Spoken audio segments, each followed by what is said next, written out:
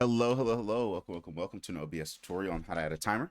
First things first, if you guys just want to leave a like and comment down below for me for the algorithm, I would really appreciate it. And the next thing I'm going to go ahead and do is just head over into your browser like so. Find a timer that sort of like works for you and what you want to use. Um, if you could find a timer with a green around it so you could chroma key it out and it would just be a timer in your OBS, that'd be even better. But I couldn't find one, so I'm just going to use this timer, and I'm going to show you how to make it even smaller than just the whole web page. So go to your browser, go to OK, copy and paste the link that you're using onto your OBS like so, into the URL section, and then you'll see that the timer actually appears right here. For some reason, everything else is actually already chroma keyed out. And then from here, we go to transform, or find where the crop is. We'll edit transform. And then as you see, you can crop out the left, the top, and all this other kind of stuff. So let's go ahead and crop out some of the top.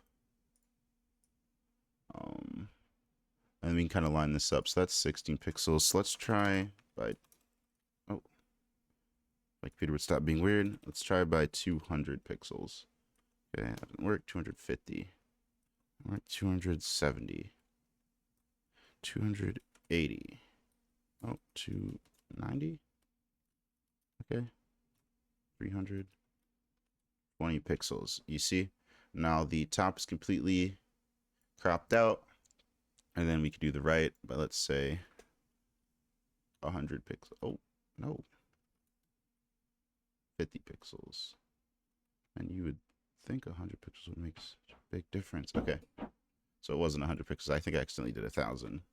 And then you just kind of want to find the sweet spot for what it is that you want to do. And then I won't even crop the bottom because you guys know how to do it now. And then you can go ahead and put your timer anywhere. Maybe even go ahead and then do that, and then you can start your timer and do whatever it is that you want to do. Preferably, potentially, you might want your timer to how do I put it, maybe be on some sort of keybind on an app that would work with like a keybind or something like that, because this isn't necessarily the most efficient. The reason why that didn't work is because I have multiple different web pages with the same one open, and I low-key press start on the wrong web page. If you guys have any questions, put them down below. Other than that, have a wonderful day.